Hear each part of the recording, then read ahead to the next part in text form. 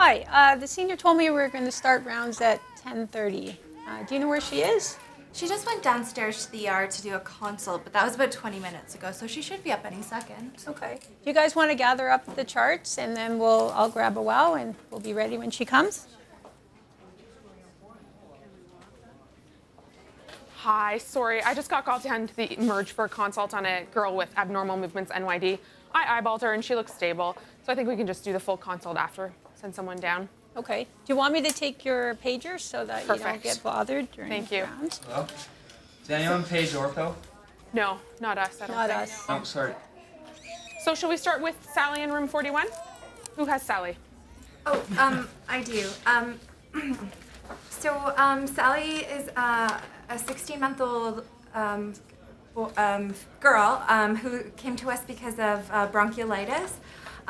So at first she came into the ER on Saturday, and then they sent her home, and then she was starting to feel worse, and Mom said she had a fever, but she didn't actually measure it, and then they came back to the ER, and then we admitted her. So now she's on Tylenol and Nebs and IV fluids. Okay, remember yesterday her IV went interstitial, so we actually left the IV out. We checked with her mom. She'd been drinking well overnight, had 4 wet diapers, so we thought she was well hydrated. Okay. Will you put your phone away, please? Sorry, yeah. How's she doing today?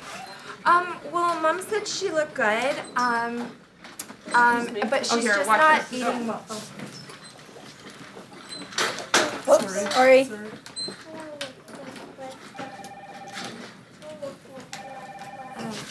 But Mom said she's not eating well. Okay, and her respiratory status? What's that like today? Well, she's, her vitals are, her temperature is 36.6, her heart rate is 110, her resp rate is 30, and her saturations are 95%. Okay, is she, Sorry, girl.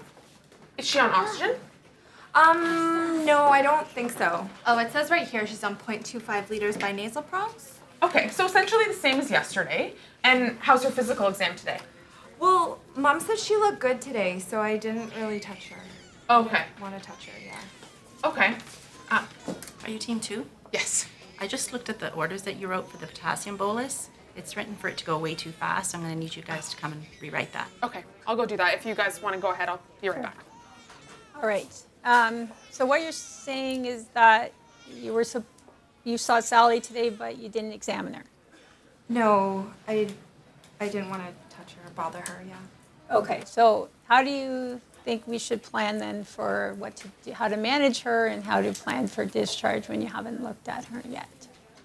I think Dr. Hallett's bringing up a good point, which is that we haven't really run through the differential of all the different causes of wheeze, particularly if we haven't looked at her. So what are some other causes of wheeze in a 16-month-old? Anybody? No? Okay, how about if we break it down by system? So respiratory causes. Let's start with respiratory because it's probably the most likely. What are some respiratory causes of wheeze? I'll look it up. Oh, Well, no. Just let's think it through. Okay. so obviously, like, the most obvious cause of wheeze in a 16-month-old is viral bronchiolitis, but it could be asthma, it could be pneumonia, it could be cystic fibrosis, it could be a foreign body aspiration. Certainly in kids with neurodevelopmental issues, gastroesophageal.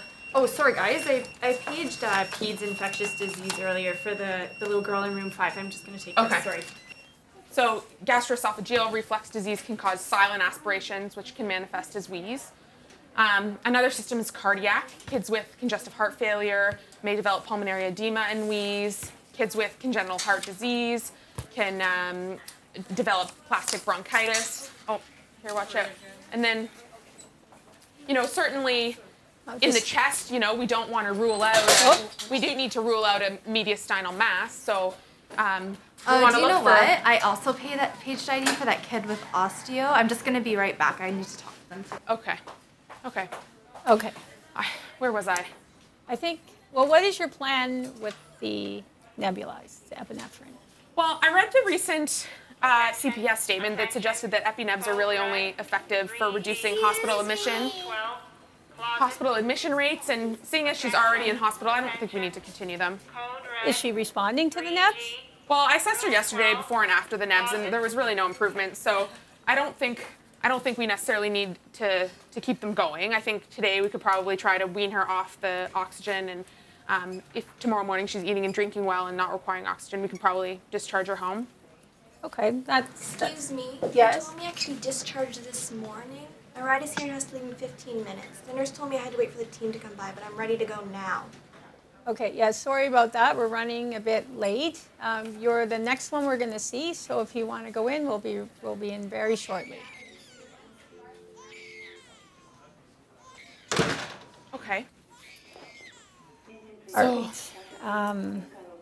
Okay, so why don't we decide to go back and see Sally at the end of rounds? Okay. We'll do a respiratory exam together so you can get a chance to examine the little one.